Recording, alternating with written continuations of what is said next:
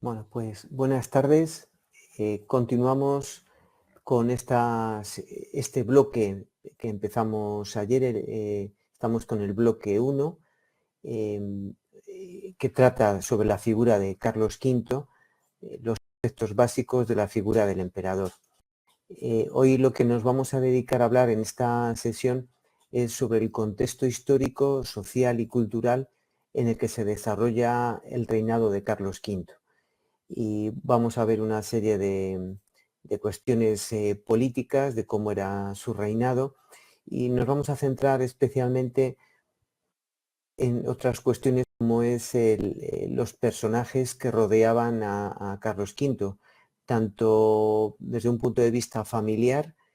Vamos a hablar de su esposa, de la emperatriz Isabel de Portugal, de su hermana Leonor, de su hija Juana, y vamos a hablar también de algunos otros consejeros que estuvieron muy próximos y que tuvieron una gran influencia en el emperador, como fue Mercurino de Gatinara en la primera época, Francisco de los Cobos y otros personajes influyentes, importantes, como van a ser también pues Luis Quijada, que se va a encargar de la educación del hijo, el hijo ilegítimo de Carlos V, de Juan de Austria, y también otros personajes que están en el entorno del emperador, como es el duque de Béjar, el duque de Alba, el condestable de Castilla, el almirante de Castilla. Bueno, vamos a ver si le damos un repaso a todos esos personajes,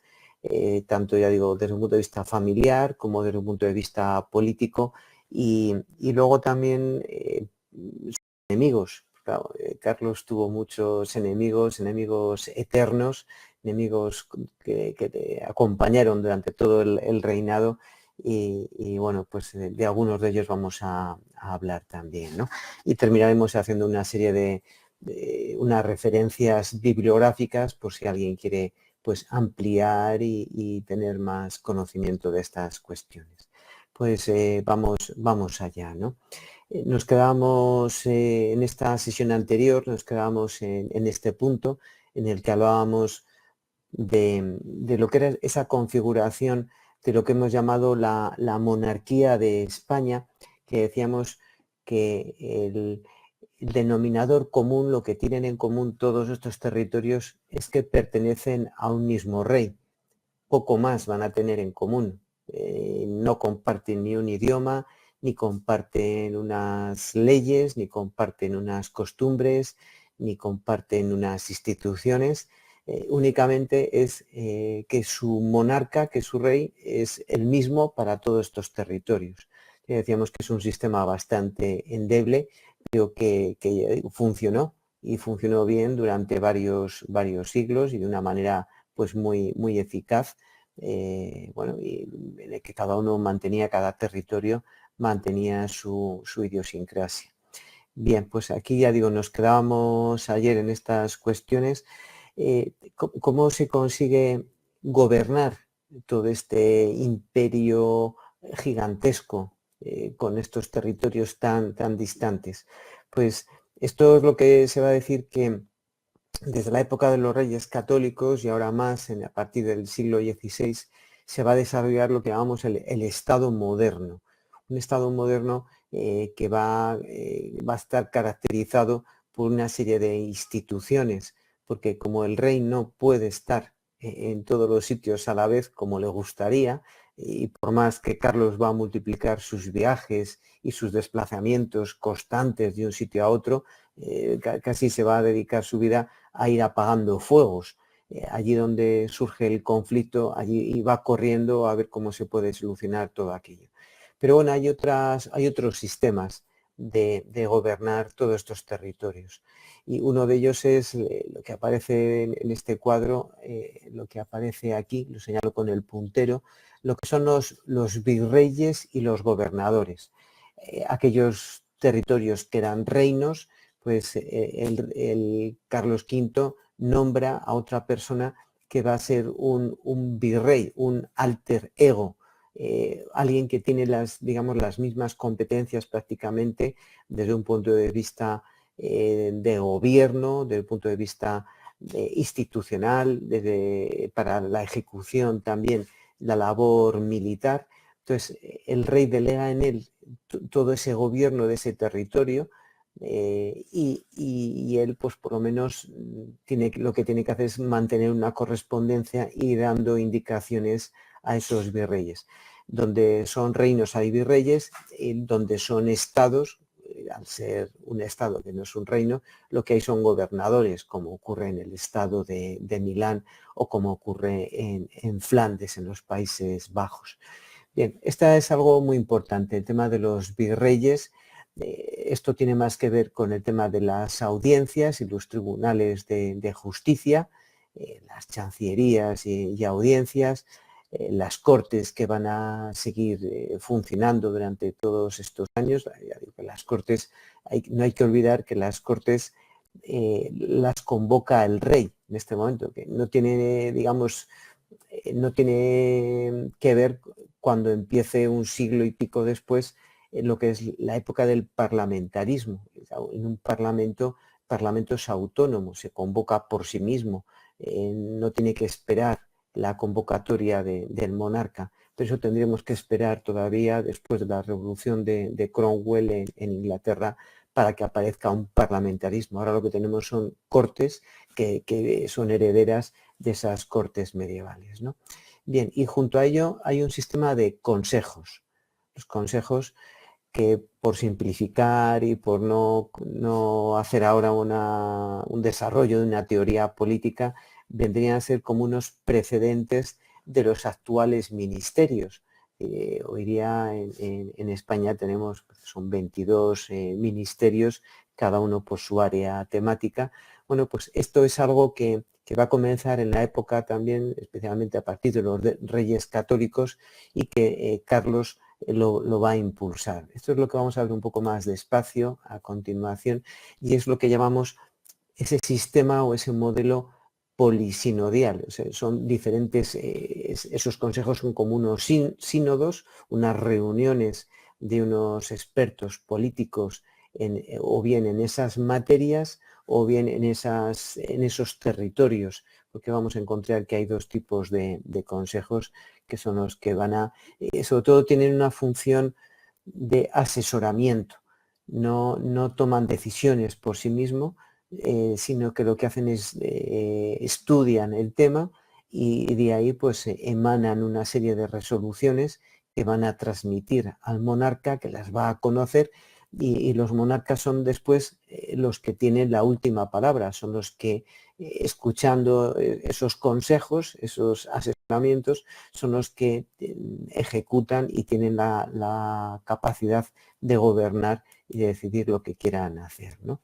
Bueno, entonces tenemos por un lado unos consejos que son los que van a ir acompañando a los reyes en sus viajes, lo que digamos van a formar parte prácticamente de la corte, el rey que tiene organizada su política exterior e interior, y luego por otro lado siguen estando los municipios, que los municipios lo que han heredado también desde la época medieval, que empiezan el sistema de los fueros en León y después en Castilla. Se dice que la primera carta de población, pero es una carta de población, aunque concede una serie de privilegios, es la de Brañosera del año 824, y el primer fuero es en Castilla, es el de Castrojeriz del año 974. O sea que ya a partir del siglo X ya tenemos una serie de documentos que otorgan una serie de derechos y de obligaciones y de privilegios a las localidades, unas normativas por las que los municipios se rigen y organizan su justicia. Y esto va a ser muy interesante porque durante el reinado de Carlos V se siguen manteniendo. Esto, claro, para nuestra mentalidad actual es muy difícil poder entender que entre el rey y los súbditos, los vasallos, hasta la época del siglo XIX, hasta después de la Revolución Francesa, nunca utilizamos la palabra ciudadano, que ciudadano va pareja que tiene una serie de derechos. En este momento, el que concede los derechos es el monarca y se lo concede a los súbditos, a sus vasallos. Estamos en otra época anterior a nuestra época contemporánea, ¿no? Y ya digo, tendríamos que hacer un esfuerzo por entender que entre el rey y los súbditos prácticamente no existe ninguna institución intermedia. Hoy día pues tenemos unas diputaciones, unas comunidades autónomas, hay muchos organismos, instituciones que gobiernan, que organizan y demás. Aquí no. Aquí entre un municipio, como puede ser, no sé, Aguilar de Campoo, o puede ser Tordesillas, o puede ser Laredo, etcétera, y el rey, no hay nada entre medias.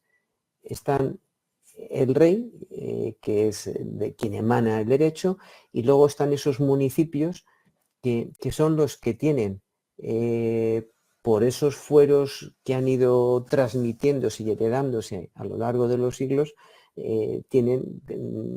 obligan al rey a que respete esos derechos.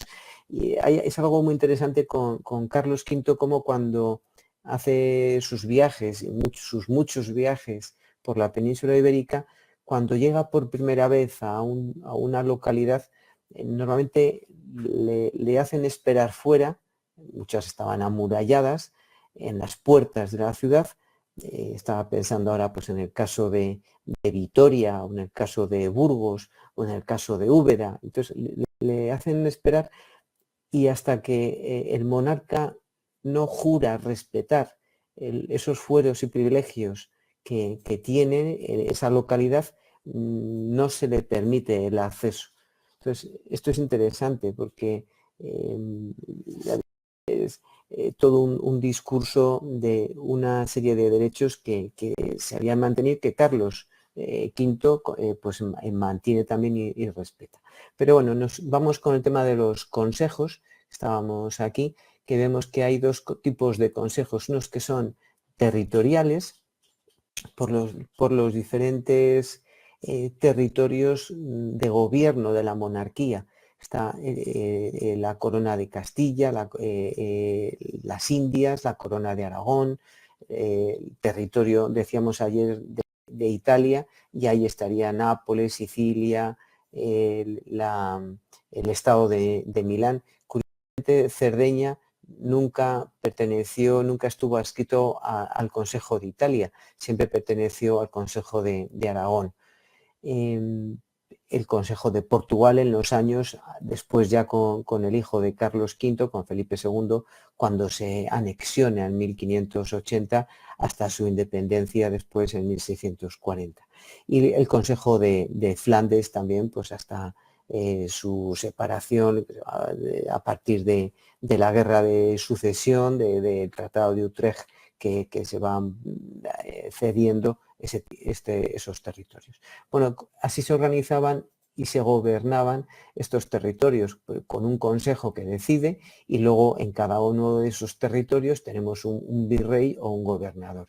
Y luego hay otra serie de consejos que digamos que son temáticos o sectoriales por los contenidos. Tenemos el Consejo de Estado, que entienden los problemas del gobierno de la monarquía, el Consejo de Guerra, todo para lo que es la península ibérica, el Consejo de Hacienda, el de Cruzadas, para temas sobre todo de fiscalidad y de esas relaciones con la Iglesia y sus impuestos que se pagan al papado. El de órdenes militares, que todavía siguen teniendo pues la orden de Calatrava en Castilla, la de Santiago, la de Alcántara. Sabemos que la de Calatrava se funda en Castilla, la de Santiago y Alcántara se van a fundar en lo que eran los reinos de León. Luego la historia va cambiando, porque cuando desaparece la orden de los templarios. Esto sería para otro tema, hablar de cómo desaparecen los templarios y cómo se traspasan los bienes a la orden de San Juan de Jerusalén, como Carlos V, cuando cae Rodas en 1522, les concede a la orden de San Juan la isla de Malta y se empieza a llamar los caballeros de Malta. Eso es lo que llaman la religión, la orden de San Juan, los hospitalarios.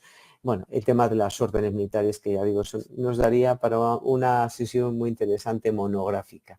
Y el tema de la Inquisición también, que desde la época de los Reyes Católicos el poder civil ha instaurado la Inquisición en España desde 1478 y bueno, pues cómo va a ir funcionando. Ahí tenemos ya esa visión de los consejos y con esos consejos es como se puede gobernar todo este imperio.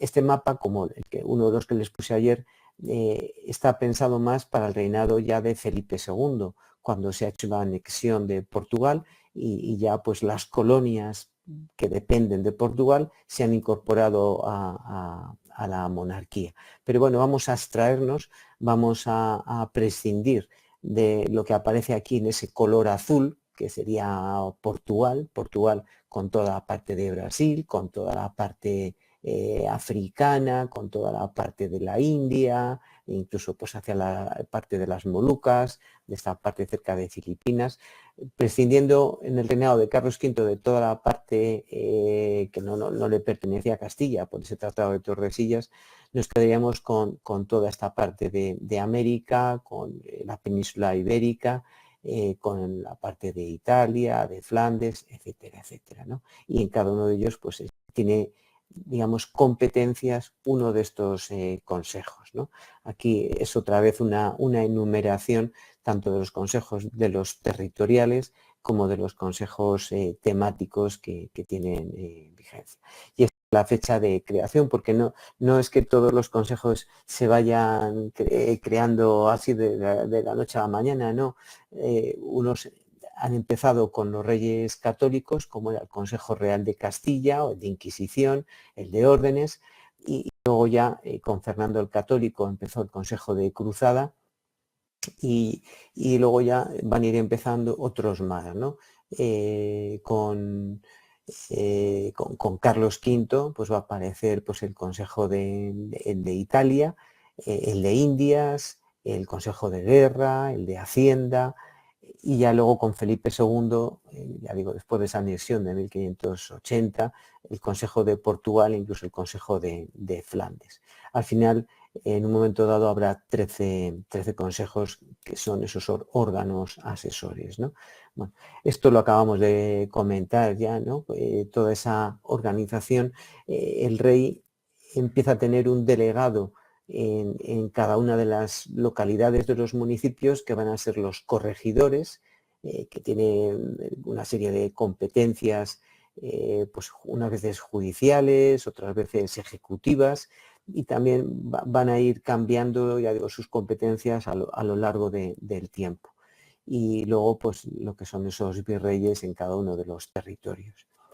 Este mapa es muy interesante porque aquí lo que se ve son la distribución de las provincias, pero hago mucho hincapié e insisto mucho en destacar que son una serie de provincias fiscales, no son provincias de carácter administrativo como las que tenemos hoy. Sabemos que nuestra división administrativa de las provincias es a partir de 1833, de esa organización que hizo Javier de Burgos, y a partir de esos años, pues cuando ya existía España como tal, España va a tener 53 provincias. Sabemos que en este momento, esto no es una pregunta de trivial, pero hoy día somos 50 provincias. Hemos perdido 3 de las 53 que fuimos cuando se crearon la división administrativa. Se ha perdido, pues en el año 75, 1975, se perdió el Sáhara, y antes había perdido Sidi Ifni y se había perdido Guinea Ecuatorial, que eran provincias. Actualmente somos 50. Pero digo, hoy día esas provincias pues tienen unas funciones de carácter político para las cuestiones electorales, de carácter ejecutivo, es decir, tiene una serie de competencias provinciales, ¿no? En este momento no era esa la realidad porque no existía ese tipo de conceptos, ¿no? Existía una división administrativa eclesiástica, que esto venía desde la época y los obispados, la organización de obispados que habían hecho en la época de los visigodos, cuando Recaredo se convierte al catolicismo y bueno, pues se implanta como religión oficial de la Hispania visigoda el catolicismo y se crean pues esas divisiones administrativas episcopales. Esto en parte tiene una cierta proximidad o se parece en algo, recoge esa tradición de la división eclesiástica. Vemos como Toledo es una provincia muy amplia, o Salamanca por la Reconquista y demás, pero ahí faltarían, ya digo, habría que superponer ahora lo de las diócesis, porque ahí faltaría por la diócesis de Coria, de Plasencia, etcétera, de otras muchas. Entonces, estos son las divisiones fiscales. Cuando se reúnen las Cortes, cuando el rey reúne las Cortes, primero aprueba una serie de leyes que lleva el monarca, que quieren que sean aprobadas, y luego lo que se hace es un repartimiento entre las diferentes, los municipios de el dinero que se quiere recaudar ese año, lo que llaman los encabezamientos, que bueno, pues a la provincia fiscal de Palencia le corresponde, tiene que aportar tanto dinero, entonces vamos a ver cuántos municipios hay en Palencia, cuántas personas, cuántos pecheros, que son los que pagan impuestos, cuántas familias viven en Saldaña, cuántos en Osorno, cuántos en Carrión, cuántos en Aguilar, tal, y entonces pues se hace una distribución fiscal. El mapa es esa distribución y esto también nos sirve para ver las localidades que son las que aparecen aquí con el nombre y con un punto, las que vamos viendo, León, Valladolid, Burgos, Segovia, etcétera, etcétera.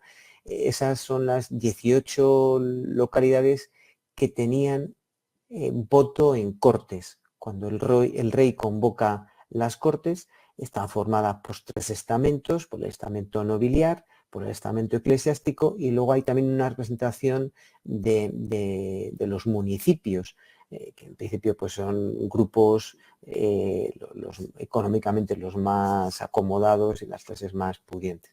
Entonces, esos 18 eran 17 ya con, bueno, este es un número variable, antes eran muchos más, luego como las Cortes no funcionan para mucho, las ciudades se cansan de enviar gente y de los gastos que suponía en mandar procuradores en Cortes, ¿no? Que podían enviar pues 2, 3 personas, aunque tuviesen un solo voto, para esos votos en Cortes. Cuando se conquista Granada, Granada pasará con los Reyes Católicos a ser la número 18 con representación en Cortes. Entonces, en este mapa vemos división fiscal y luego las localidades que tienen representación en Cortes. Es llamativo, por ejemplo, Palencia. Pues Palencia no tuvo representación en Cortes, por lo menos en esta época moderna, ¿no? Seguimos avanzando, ¿no? Vamos ya con los asesores o con los personajes que están en ese entorno del rey, que están junto a Carlos y que van a ser muy influyentes a lo largo de su vida. El primero que quería comentar es a Mercurino Arborio de Gatinara, porque es su primer, bueno, primero tuvo a Sauvás, pero bueno, muere relativamente pronto, pero el que va a ser más influyente, digamos, en el primer tercio del reinado, hasta 1530, que muere Gatinara, le va a influir de una manera muy decisiva, porque era un político experimentado, un hombre con unas grandes ideas, y bueno, le va a proporcionar a Carlos pues una visión, con lo que comentábamos ayer también, de que el hecho de haber nacido en Gante, de haberse educado en Malinas, de haber pasado toda su vida en esa zona de Flandes, Centro Europa, su visión es que está en esa periferia y que donde tiene que hacer la política Carlos, por eso es tan importante el tema de la coronación imperial, donde tiene que jugarse la política es en el centro de Europa, en luchar por el Sacro Imperio. Y eso es en gran parte influencia y bueno, donde Gattinara y Carlos V se lo van a jugar, ¿no? Bien, aquí tenemos a Gattinara, que era pues ese italiano, amigo y defensor de Erasmo de Rotterdam, y así como Jan Sauvage se ocupa más de los temas americanos en un primer momento, en Gattinara sobre todo se va a ocupar más de los lugares del centro y del norte, ¿no? Cuando muere Gattinara, se soluciona un problema porque había una pugna con otro de los asesores y secretarios de Carlos V, que es con Francisco de los Cobos, que vamos a hablar de Francisco de los Cobos. Bueno, Francisco de los Cobos era un personaje que venía de una familia muy normal, no era de un grupo nobiliar, ni tenía ni ascendentes, ni procedía de épocas de tener grandes posesiones y demás, pero es un hombre sumamente inteligente, muy ambicioso y que va a hacer una serie constante de maniobras para aumentar su poder y bueno, pues conseguir traer bajo su órbita a Carlos V. Por no extenderme mucho y no complicarles mucho la vida sobre este personaje, les pongo solamente un ejemplo. Carlos V, el lugar donde más tiempo residió en la península ibérica fue en Valladolid. Fue donde estuvo, pernoctó pues unas 1000 y pico noches, unas 1080 noches más o menos. Coge el libro de Manuel Foronda y va contando, pues nos va a salir esa contabilidad de que es el doble que de lo que estuvo en Madrid o en Toledo o en otros muchos lugares, ¿no? Y Cobos detecta esa situación y lo que se hace él, se empieza a construir unas casas en Valladolid, pero cuando se construye esas casas, él las construye con una idea de que sirvan de palacio, que sirvan de lugar de alojamiento para esas estancias prolongadas a veces del rey Carlos aquí en Castilla. Y él se va a casar en el año 1522, se casa con María Mendoza, que es residían habitualmente cuando venían Carlos y la emperatriz, residían en unas casas de los Pimentel, antes de los Rivadavia, y bueno, pues él casa con una de las hijas, Cobos,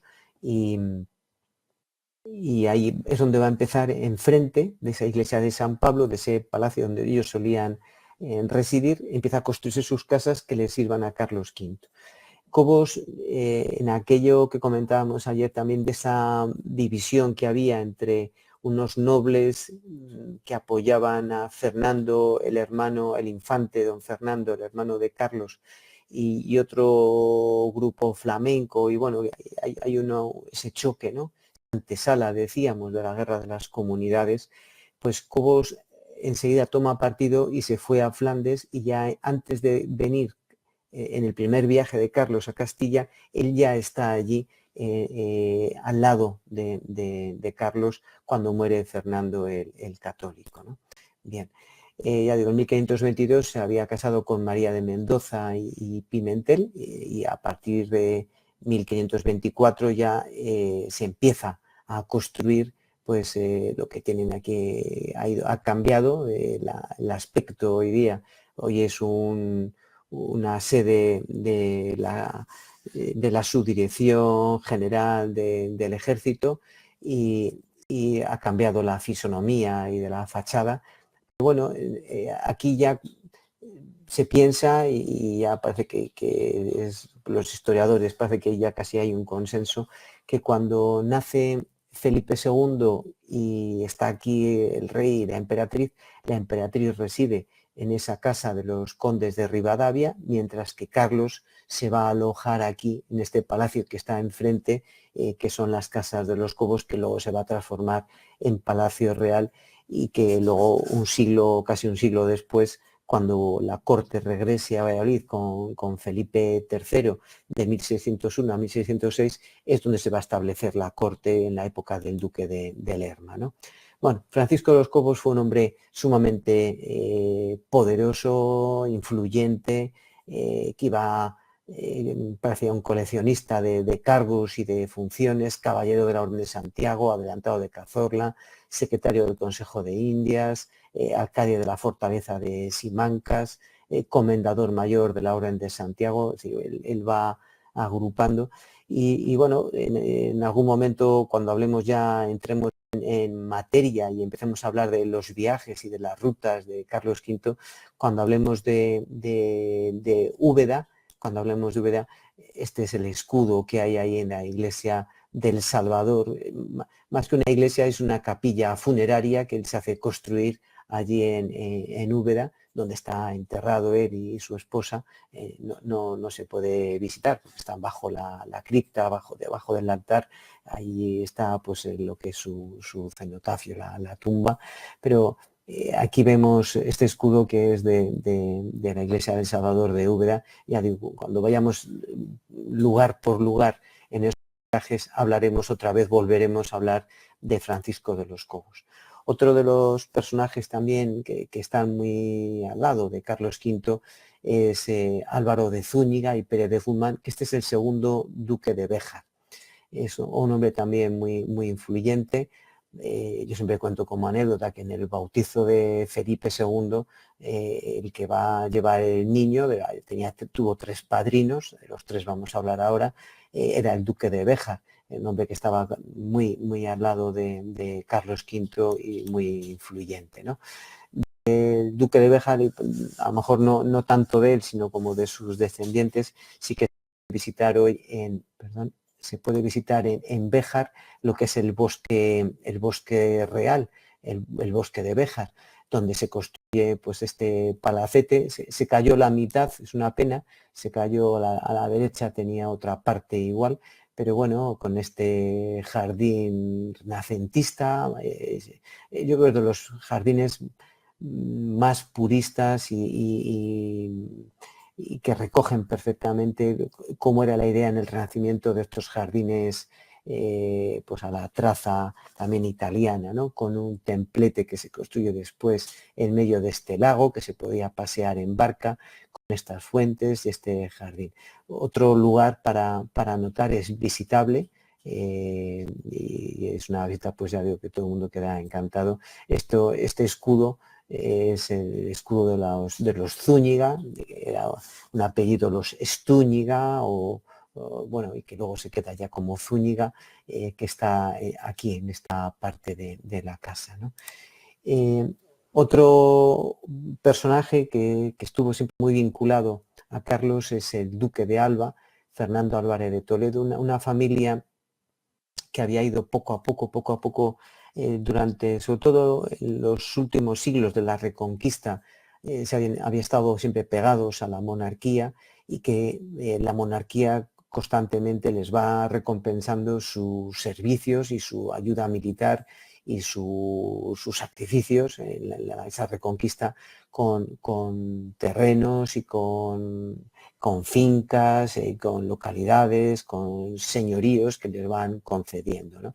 Bueno, pues uno de los más importantes va a ser el duque de Alba, y que luego nos vamos a encontrar en los reinados siguientes. A Felipe II le va a hacer gobernador de Milán, y bueno, pues va a estar después allí en estos años, ¿no? Bien, un personaje también interesante, que es el condestable de Castilla, que le hemos vinculado a otra persona, que es el almirante de Castilla. Bueno, un condestable, como título en ese escalafón de lo que es la administración en este momento. El condestable sería un jefe militar, el que se encarga de los ejércitos. En este momento él tiene esa responsabilidad. Estamos hablando de la familia de los Fernández de Velasco y en concreto para el reinado de Carlos V de Íñigo Fernández de Velasco. Traigo aquí el caso en concreto de Íñigo Fernández de Velasco, este es su enterramiento en la iglesia de Santa Clara, en Medina de Pomar. Vamos anotando ya Medina de Pomar, que nos saldrá en el último viaje de Carlos V, cuando se retira a Yuste y después de desembarcar en Laredo, uno de los lugares por el que atraviesen la provincia de Burgos va a ser Medina de Pomar. Bueno, pues en Medina de Pomar no solamente hay que visitar el castillo y otras partes, ¿no?, de esa localidad, sino que también esta iglesia de Santa Clara, de las monjas, que aquí se ve perfectamente el escudo de los Fernández de Velasco, y aquí tenemos a Íñigo Fernández de Velasco y a su esposa, María Tobar, que era la señora de Berlanga de Duero y la que tenía allí pues aquel castillo y aquel palacio magnífico que, bueno, es una pena que le destruyeron los franceses cuando se retiraron en la guerra de independencia, lo quemaron, pero bueno, hay un proyecto ahora que se va a intentar rehabilitar, vamos a ver si lo dejan bien. Aquí se ve en Berlanga de Duero pues este castillo, un castillo que en la época del Renacimiento del Condestable se va a rehacer y se va a fortificar ya de otra manera, ¿no? Con estos cubos que se construyen aquí. Y ya digo, junto al condestable estaría el almirante, que es un título también honorífico de esas flotas que tenía Castilla, sobre todo por el mar Cantábrico, que comerciaban con Flandes. Teníamos el consulado del mar en Burgos, el consulado de Bilbao, de ahí se exportaban pues todas las lanas que iban hacia Flandes para transformarse después en tejidos, esas manufacturas que luego se vendían aquí en los diferentes mercados de Villalón, de Medina del Campo, etcétera, etcétera. Y el almirante de Castilla en este momento recae en los Fadrique, los señores de Medina de Río Seco, que tienen diferentes posesiones, como es el castillo el de Torrelobatón y el castillo de Simancas, que los reyes católicos le habían, bueno, no sabemos si expropiado porque le pagaron un dinero, aunque tardaron mucho tiempo en pagarle, pero digamos que se lo cedió, por decirlo así, cedió a los reyes católicos el castillo, la fortaleza de Simancas. Si les traigo aquí un mapa de la batalla de Villalar, la del 23 de abril de 1521, pues fíjense que aquí en este orden de batalla, en este orden o en este desorden de batalla, porque más que una batalla no fue ninguna batalla, fue casi una cacería, fue un asalto de la caballería realista sobre un convoy de tropas comuneras que intentaban ese día llegar a Toro, pero que no lo consiguieron cuando fueron hostigadas, pues ya digo, por la caballería. Aquí veríamos las tropas del condestable, de Íñigo Fernández de Velasco, el conde de Haro, que es el hijo del condestable, y luego tendríamos aquí del conde de Benavente. Bueno, ahí se van organizando cada grupo de caballería va con su señor y ahí comienzan pues las diferentes cargas y la diáspora y el caos y digamos, la destrucción de ese ejército comunero. Bien, seguimos avanzando. Otra persona muy interesante es Luis de Quijada, el marido de Magdalena de Ulloa, una señora que es la que vive en Villa García de Campos, y que ahí tiene su castillo, en el castillo tienen un palacete donde viven.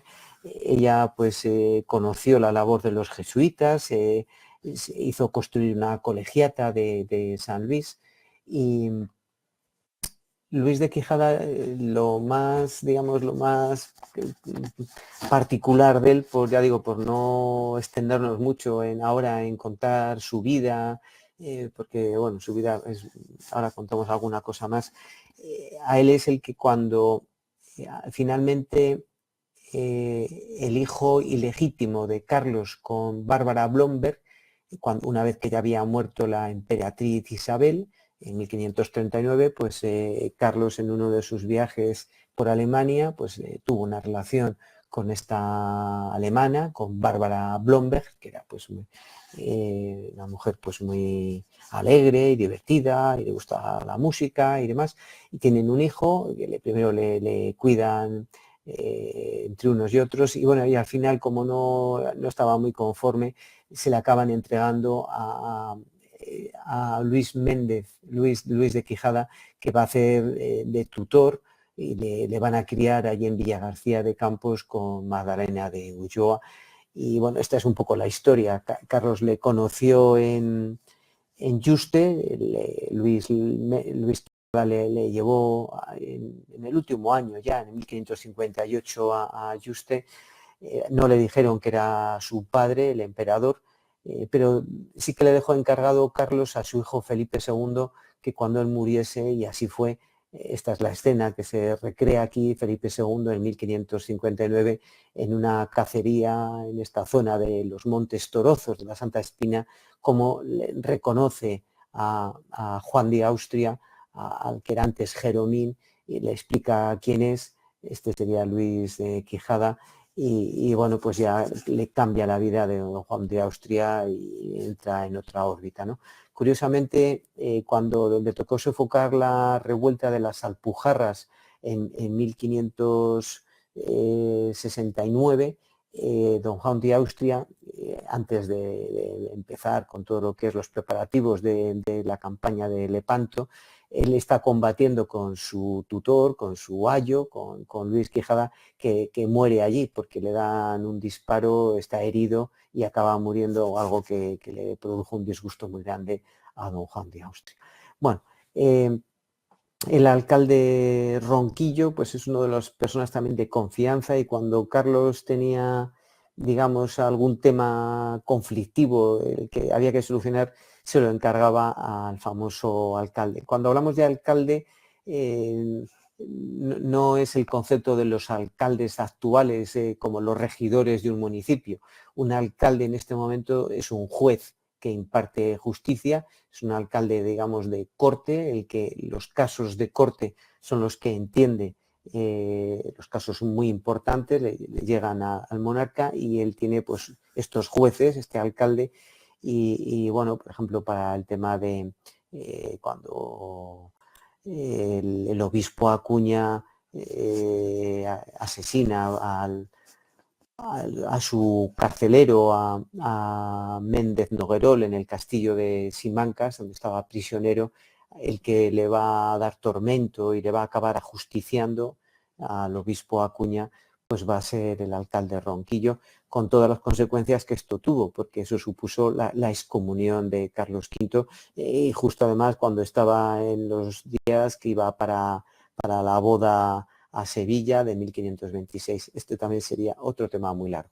Hay un manual, más que un manual, es un conjunto de libros, es una especie de colección de libros que preparó el profesor José Martínez Millán, de la Universidad Autónoma de Madrid, profesor de historia, catedrático de Historia Moderna, y que es La corte de Carlos V, y aquí aparece una relación, una descripción de todos los personajes más importantes que acompañaron, son cientos de personas los que acompañan a Carlos en su corte. Es decir, que el lugar donde tendríamos que ir para buscar personajes de la corte, de esa corte que acompaña y que está próxima a Carlos V, y de los consejeros y demás, sería esta obra, ¿no? Y junto a sus asesores y sus personajes que le resuelven los temas, también están sus enemigos. Aquí están los que se sublevan a partir de 1520, los que se juntan en Ávila y están en la Santa Junta Comunera, y que luego pues la rebelión comunera va adquiriendo pues otro tipo de de dificultades y va degenerando y se va radicalizando y se convierte en un movimiento antiseñorial. Bueno, sería muy largo hablar ahora de los comuneros, pero aquí está Juan de Padilla, Juan Bravo y Francisco Maldonado, ¿no? Los tres en este cuadro romántico, idealizado de Gisbert, Antonio Gisbert, de 1860, que ya digo, no vamos a entrar ahora. Bueno, pues Carlos V ya, digamos, la condena, había dado potestad para aquellos que se hubiesen sublevado por el delito de lesa majestad, de rebelión contra el rey. Así el condestable de Castilla, el almirante, pueden firmar esa sentencia de muerte y aplicarles de manera sumaria al día siguiente, el día 24, se les aplica la pena de muerte. La viuda de Juan de Padilla, María Pacheco, que resiste, va a resistir unos meses más en Toledo, se va a hacer fuerte en el Alcázar de Toledo y ahí va a estar resistiendo a duras penas y como puede, haciendo todo tipo de movimientos, y hasta que ya en torno a los primeros días de febrero del año siguiente, de 1524, decide huir a Portugal, a Oporto, pero Carlos nunca la va a perdonar, nunca la va a levantar ese perdón. Ella siempre, sobre ella recayó esa condena a muerte y la incautación de sus bienes. Bueno, también son un cuadro romántico de Vicente Borrás. Y hay varias novelas sobre la comunera de Castilla, este libro de María Teresa Álvarez. Ya digo, Carlos nunca la va a perdonar pues, por haberse rebelado y haber aguantado varios meses poner en jaque su autoridad y su poder. Otro de sus enemigos acérrimos va a ser Lutero, que ya en 1517, cuando Carlos está en ese viaje, primer viaje a Castilla, pues Lutero es cuando cuelga esas protestas en la iglesia de Wittenberg, en la puerta de Wittenberg, en la que, bueno, pues digamos, protesta por una serie de cuestiones, de las indulgencias, y bueno, y aquello poco a poco va a ir agrandándose y se va a ir mezclando, no tanto por cuestiones religiosas, sino bueno, por todo un conflicto político que existía, una confrontación entre la Iglesia del Sur, la Iglesia y los poderes del sur y del pontífice en una visión más mediterránea, con una Europa del norte que tenía otra mentalidad, no solamente otro clima, sino otra industria y otras formas de pensar. Y bueno, ya digo, lo que empezó siendo unas discusiones religiosas, como ya las había tenido Erasmo ya se intentaba hablar de una reforma de la Iglesia, pues acabó complicándose y bueno, pues muchos abrazaron el luteranismo y el protestantismo como forma de separarse de la Iglesia y de no aceptar la autoridad del Papa como autoridad, como árbitro del mundo. Claro, decíamos otro día así, el Tratado de Tordesillas en 1494, si lo bendice el Papa con unas bulas, pues no se puede hacer nada y nadie puede ni ir ni comerciar y porque lo ha dicho el Papa, entonces una forma de niego la mayor, niego la autoridad del Papa y entonces ya me siento libre de lo que quiera porque si no acato la autoridad del Papa, pues tampoco tengo que aceptar que ese Tratado de Tordesillas tiene vigencia. Así que hay mucho contenido detrás. Y otros enemigos, el principal, Francisco I. Carlos estuvo constantemente en guerra con Francisco I y bueno, después de la batalla de Pavía, cuando es capturado y se le trae a Castilla y está aquí encerrado y está desde 1525, que fue la batalla de Pavía, hasta 1526, que se le deja libre, pero bueno, luego no cumple nada de lo que ha acordado, le engaña, Carlos se siente siempre traicionado y está siempre enemistado con Francisco, ¿no? Bueno, incluso le llegó a retar a un duelo personal, como se hacía en la época medieval, ¿no? Luego tenemos a Barbarroja, que son los años de ese imperio otomano, la Sublime Puerta, que se sigue expandiendo por todo el Mediterráneo, que conquista Rodas, que asalta diferentes territorios, que ataca la parte de Italia, de Malta, etcétera, etcétera. Y bueno, la lucha en el Mediterráneo por Túnez va a ser constantes. Barbarrojas es aliado de esos berberiscos, de esas piratas y esos que viven en el norte de África, y bueno, va a ser otro también en la parte mediterránea, va a ser su eterno rival. Sin embargo, han metido aquí a Enrique VIII, y Enrique VIII en este momento no era un enemigo de Carlos, hubo buenas relaciones. Carlos y Felipe II, bueno, Felipe II que fue rey consorte cuando se casa en el segundo matrimonio con María Tudor, después del primer matrimonio con María Manuela de Portugal, se casa con María Tudor, y luego ya se marcha en cuanto puede a Flandes y ya llega para la abdicación de Carlos V. Pero hubo unos momentos en que cuando Enrique estaba dentro de la Iglesia Católica, pues la relación era muy buena, y Carlos en algunos viajes hace escala en Inglaterra. Luego ya la cosa va a ir cambiando a partir ya de todo el tema de cuando se declara la Iglesia anglicana, se independiza de la Iglesia Católica, todo el tema de la separación de Catalina, la hija de los reyes católicos. Bueno, ahí ya digo, la relación se fue distanciando en la segunda parte del reinado de Enrique VIII, ¿no?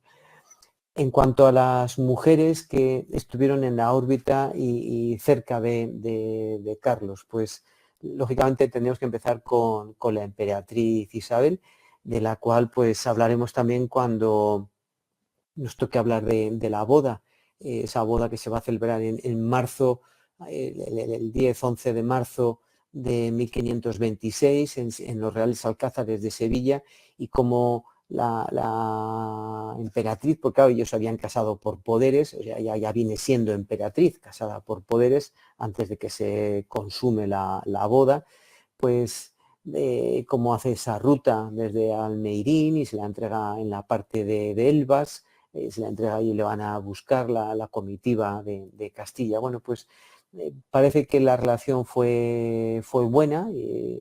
Hay quien incluso la idealiza, hay todo un mito de que se estuvo muy enamorado Carlos, de que se le fue fiel, etcétera, etcétera. Bueno, yo no voy a entrar en esas cuestiones. Vamos, en fin, yo diría, muchas veces Isabel se va a quedar aquí en Castilla temporadas larguísimas de meses, casi años ella de gobernadora, y Carlos anda por Centro Europa. Yo no me imagino a Carlos estando pues un año por ahí por Alemania, así pues una especie de celibato, ¿no? Porque la mentalidad en esta época era completamente distinta, ¿no? Pero bueno, vamos a pensar que hubo una cordialidad, que hubo una gran amistad entre ambos, y que Carlos quedó pues muy afectado cuando en 1539 la emperatriz fallece en Toledo, ¿no? Curiosamente no tenemos ningún cuadro de Carlos. Tenemos muchísimos cuadros hechos en la época y por grandes pintores, y sin embargo de la emperatriz existen estas copias de Rubens, hechas sobre un original de Tiziano, pero es algo a veces llamativo que casi no existan pinturas. Digo, yo siempre lo digo, estaban tan enamorados, como es posible que el rey no llevase consigo pues unos cuadros o encargase a más pintores, teniendo en cuenta que en esta época la pintura es un arte menor. O sea, en este momento lo que se valora y lo que es caro y carísimo son las armaduras y son los tapices. Es decir, un tapiz puede costar 15, 20 veces más que cualquier cuadro de Tiziano hoy día. Es decir, porque los cuadros hasta bien entrado el siglo XVIII y luego el siglo XIX no adquieren ese precio a veces descomunal o desorbitado que tienen hoy día en el arte. En esta época es como un arte casi hasta menor, es muy artesano, se paga poco dinero por este tipo de obras, pero ya digo, lo que se apreciaba y valoraba era hacer un tapiz con todo ese tiempo y ese dinero y ese oro que se metía también en los tapices, ¿no? Pero bueno, eso sería otro tema también. Estas a veces son reproducciones un tanto imaginarias, ¿no?, de la reina, de la emperatriz Isabel. Otra de las mujeres que estuvieron siempre muy cerca al lado de Carlos es su hermana mayor. La llevaba un año y pico porque nació a finales, ¿no?, en noviembre de 1498. Carlos, decíamos que nació el día de San Matías, nació el 24 de febrero y murió pues el día de San Mateo, en 1558. Es fácil recordarlo esto, ¿no? Bien, Leonor, digo, un año y medio mayor que Carlos, que le va a acompañar en ese primer viaje, en otros muchos momentos, que fue reina de Portugal. Y bueno, cuando va falleciendo pues su marido, dejó a su hijo Sebastián en Portugal, ella se vino a Castilla y luego pues la va a casar con el rey Francisco I después de aquella paz de las damas.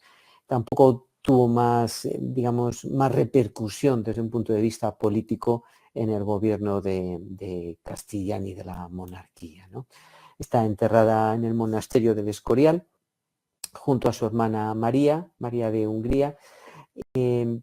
Esto lo dejo aquí, pero otra sesión, aquí vamos a tener en total en este ciclo 8 sesiones. Me harían falta algunas sesiones más para poder contar lo que a mí me gustaría.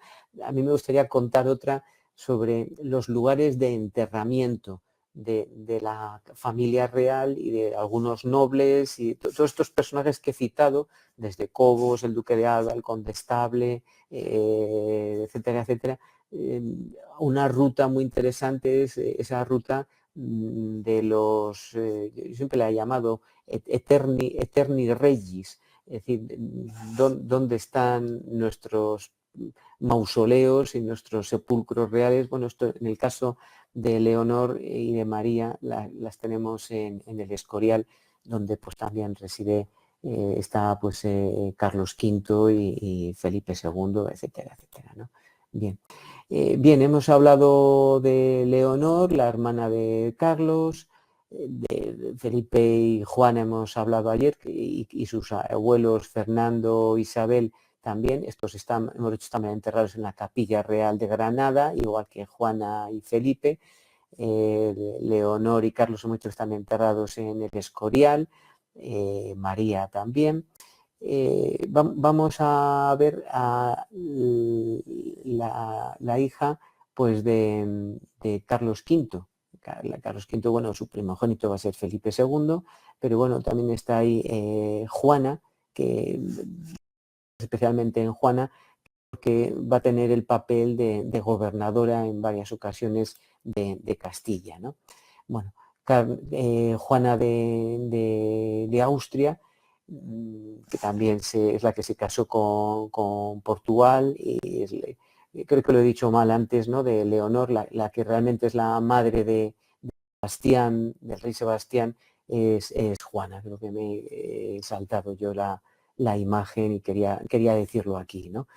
Es la que se casa también aumenta esos lazos de unión con Portugal, y es cuando después es requerida para gobernar Castilla y se la trae aquí Felipe II después, y ahí deja a Sebastián, y que cuando muera es cuando Felipe II va a reclamar lo que es la corona de Portugal, y así lo va a hacer, ¿no? Curiosamente, Juana es la única hija de Carlos V, es la única mujer que ha sido jesuita, porque a ella se le concedió formar parte de la Compañía de Jesús. Ella tenía una gran amistad y se carteaban y conocían a Francisco de Borja y a San Ignacio de Loyola, y eso pues le permitió que en sus últimos años pudiese ingresar como jesuita en la orden masculina de los jesuitas, y ella es la que funda ese monasterio de las Descalzas Reales en Madrid, y ahí está enterrada, junto pues, a la emperatriz también, ¿no? Con la emperatriz María de Austria, están allí en las descalzas reales, ¿no? Carlos tuvo más amantes y tuvo más relaciones extramatrimoniales, a veces personas completamente reconocidas y de las cuales tenemos pues, cuadros y conocemos perfectamente su vida, como es como con Juana van der Geinst, de la cual van a hacer Margarita de Parma, que va a ser una mujer con una buena cabeza política y en la que Carlos pues también va a delegar asuntos de gobierno, ¿no? Hija extramatrimonial de Carlos V, pero va a ser la duquesa consorte de Florencia y va a recibir incluso el encargo de ocuparse de ser la gobernadora de los Países Bajos, ¿no? Bárbara Blomberg, acabamos de hablar hace un momento también de que es la madre de Jeromín, de Juan de Austria. Ya digo, esto es cuando Carlos, que estaba triste y compungido después de la muerte de la emperatriz Isabel, hace un viaje por Alemania, pues después de esa relación, y de ahí van a hacer don Juan de Austria, que por cierto, lo comento, está enterrada cerquita de Laredo, en la iglesia de Monteano, porque ella vivió una temporada a final de su vida en la zona de Colindres, en esa parte de... comienzo aquí una parte nueva, aunque ya me voy acercando al final de esta exposición de hoy, pero no quería dejar, como hacemos referencia a una exposición sobre las cuestiones políticas, culturales, pues un hecho que, porque claro, la red de Carlos V no solamente forman parte, como su nombre era al principio, Red Europea de Carlos V. En los últimos años también hay países e instituciones americanas que se están integrando en la red. Entonces, voy a abrir un pequeño comentario sobre Carlos V y en América, y en concreto, esto sería muy largo, a un hecho concreto que ocurrió en 1550, cuando Carlos V paralizó la conquista de América, porque no se sabía muy bien en qué manera esa conquista tenía legitimidad para utilizar la fuerza y para convertir a los indios que si no eran cristianos, pues se les podía civilizar y obligarles a ser cristianos para llevarles por el buen camino. Pero claro, el problema es que cuando eran cristianos no era legítimo hacer la guerra a cristianos, cuando los indios ya estaban bautizados. Unos indios que, recordemos, desde la época de los Reyes Católicos siempre se les ha dado la consideración de súbditos y de vasallos de la corona de Castilla. Eran súbditos libres, vasallos, con los mismos derechos, y aquello se le llama Nueva España. Alguno dirá, bueno, ¿se cometieron atrocidades, se cometieron desmanes? Sí, hoy día también se cometen muchos. En Europa y en España ocurren muchas cosas y no siempre la justicia se respeta. Y hoy día, pues, en fin, tenemos más medios. En esta época y esa distancia, pues se cometerían también determinados abusos y demás con los indígenas. En 1511, el dominico Fray Antonio de Montesinos hizo una denuncia de los malos tratos que se daban a los indígenas, y entonces otro dominico más adelante, Bartolomé de las Casas, escribe esa brevísima relación de la destrucción de las Indias, denunciando pues los malos tratos que se va dando a los indígenas, ¿no? Carlos V va a paralizar un tiempo esa expansión por América, va a juntar, va a convocar una junta en Valladolid, va a venir Bartolomé de las Casas, dominico, que va a entablar pues, con otro sacerdote, con Ginés de Sepúlveda, unas discusiones, así van a estar. Francisco de la Vitoria ya no pudo estar, había muerto en 1546, así están pues cerca casi de un año y bueno, pues están discutiendo sobre la legitimidad que tiene esa corona de Castilla para convertir y para hacer la guerra justa con los indígenas, digamos, para obligarles a ser cristianos, que lo que equivaldría a decir para civilizarles. No olvidemos que los indígenas en muchos lugares eran caníbales y hacían determinados ritos que hacían sacrificios humanos y a veces estaban tiranizados y dominados unos aztecas, unos incas por unos jefes, ¿no? Y que habría que ver un poco cómo era la situación aquella. Bueno, esto es un tema interesante, esta cuestión de la controversia de Valladolid. Y del tema americano, solamente hago unos breve comentario, porque bueno, esa leyenda negra sigue existiendo, se sigue exigiendo a España que pida perdón por cómo fue toda aquella conquista. Fíjense, lo que están viendo en este momento es una relación de los hospitales que fue construyendo España en América a lo largo de los siglos XVI y XVII y que llegamos a una cifra total de 843 hospitales. Si construimos hospitales es para cuidar tanto de los españoles como de los indígenas. Estos son algunos hospitales que son edificios que se conservan hoy día, ¿no? Y se construyen universidades. Las primeras universidades en América, la primera es la de Santo Domingo de 1538 en Santo Domingo, reinado de Carlos V, y la segunda, la de Lima, San Marcos de Lima, 1551. Y durante el reinado de Carlos V ya había varias universidades en América. Habrá que esperar más de un siglo para que en Estados Unidos empiece la Universidad de Harvard.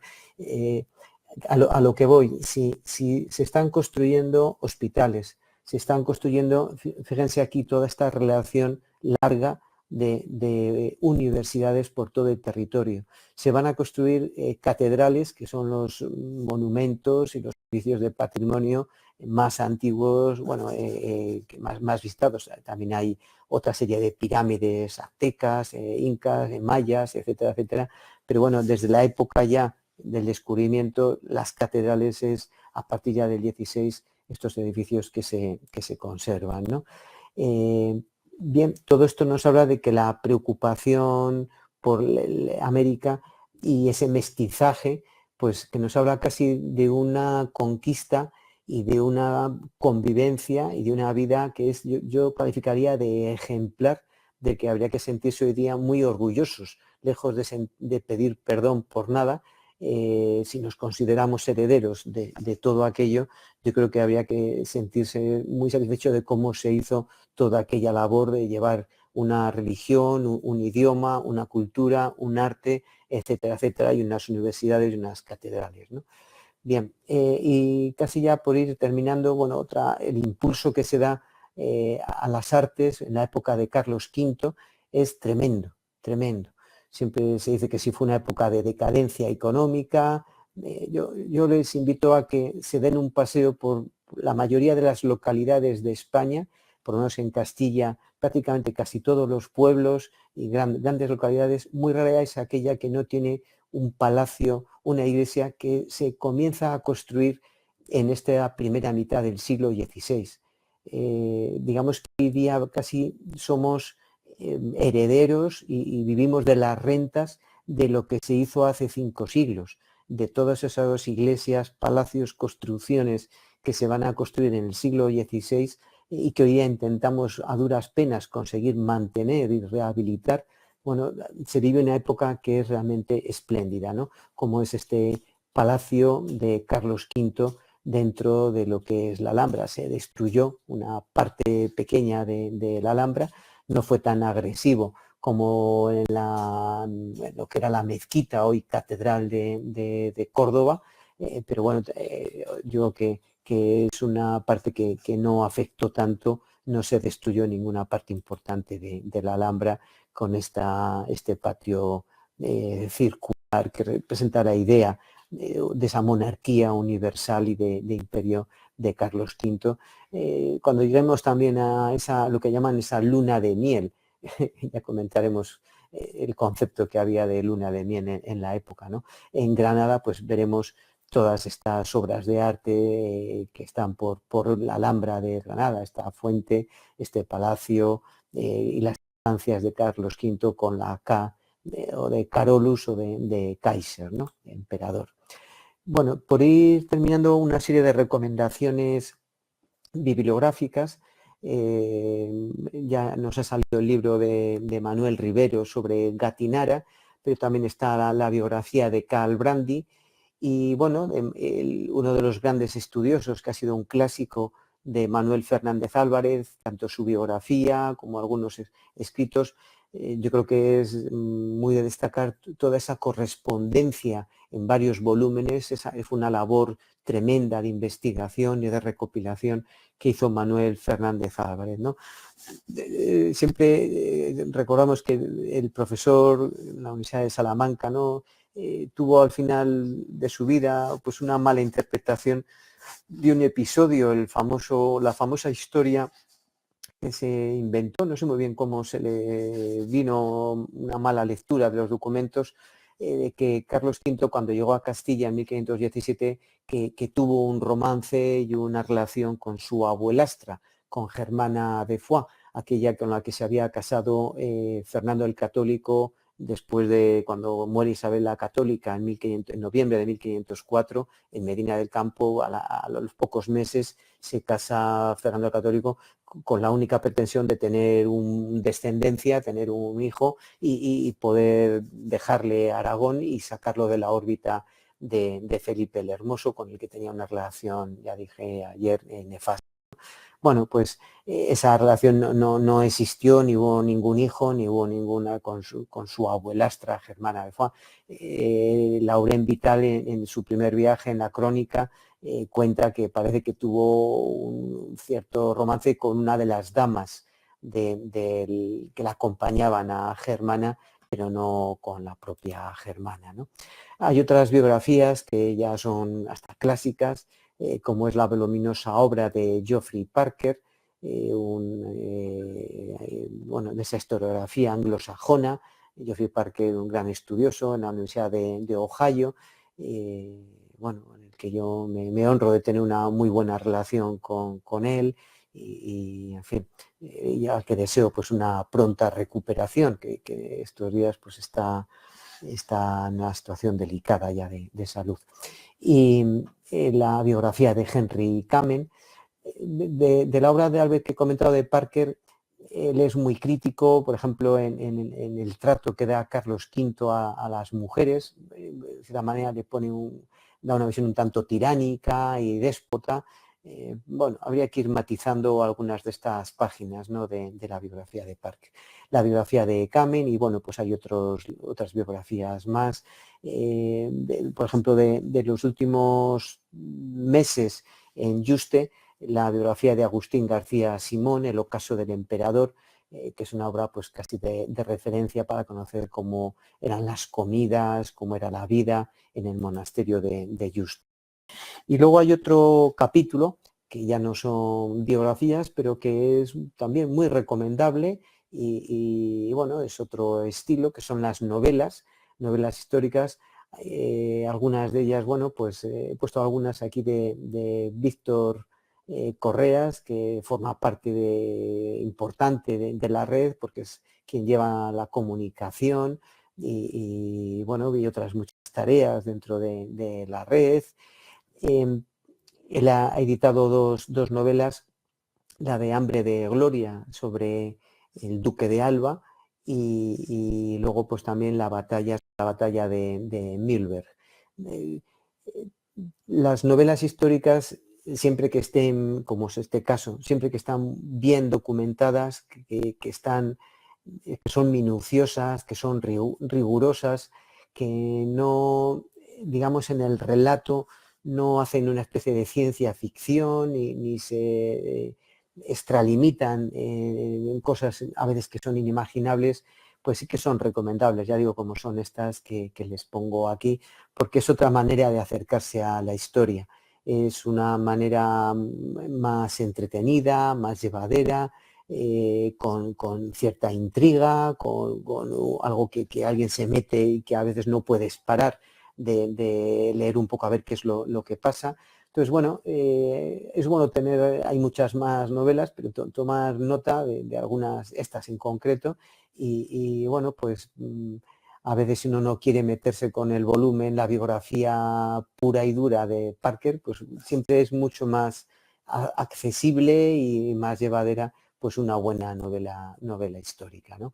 Tenemos libros clásicos también por el tema de las comunidades, como es el de Joseph Pérez o el de José Antonio Maraval. Y bueno, el último recurso que me quedaría hoy comentar es el del recurso al cine, las artes cinematográficas, que también hay películas que se pueden utilizar en diferentes momentos, y que después un buen debate o un cineforum sobre ellas, la Leona de Castilla, con todos esos problemas de María Pacheco en Toledo y la asistencia con los comuneros, además está hecha en los años del franquismo, en la que no se sabía muy bien cómo encajar a los comuneros, porque por un lado eran patriotas y defendían contra los alemanes y se defendían tal, pero a la vez eran unos rebeldes, entonces es muy difícil encajar las dos cosas a la vez. Resulta hasta casi hasta divertido ver los movimientos que se van haciendo con estos personajes, ¿no? Y bueno, aquí por hablar también de algo en lo que colaboré, les quería recomendar este documental, Comuneros, que lo hicimos en los meses, en el tiempo de la pandemia. Nos sirvió un poco también para poder salir un poco de este confinamiento, y en el que buscamos dar una imagen para ese episodio de la historia que sigue siendo controvertido de Carlos V, con entrevistas a 17 pues, profesores, archiveros, expertos en la vida de Carlos V, dar una imagen plural y abierta, recogiendo todas las interpretaciones, todas las formas de concebir y de entender el reinado de Carlos V. Hay quien lo entiende como una rebelión, hay quien lo entiende como una revolución, hay quien Carlos V a veces como, por lo menos en estos primeros años que estuvo aquí, como una persona que entró con muy mal pie, que hizo muy mal las cosas, que entró pues oprimiendo y quitando privilegios, y etcétera, etcétera. Y hay otros que le ven como un buen gobernante, ya digo, pues que gracias a ellos hay una prosperidad económica, entramos en Europa, a formar parte de esa monarquía y de ese imperio. Es decir, no hay una interpretación monolítica ni estándar. Habría sido muy fácil hacer un documental en el que yo podía haber estado de narrador y explicándoles pues, lo que estoy haciendo aquí, mi visión, mi interpretación de Carlos V. Esto yo creo que también invita a un debate posterior sobre estas diferentes interpretaciones de Carlos V, ¿no? Del reinado. Y por mi parte, nada más, agradecerles mucho su asistencia, haber seguido esta sesión. Si hay alguna pregunta, les ruego que a través del chat pues que la transmitan para poder contestar. Y si no, pues aquí cerraríamos y continuaríamos el próximo lunes, el día 7 me parece, a las 5 de la tarde, ¿no? No parece que haya ningún mensaje, con lo cual pues cerramos aquí la sesión. Muchísimas gracias.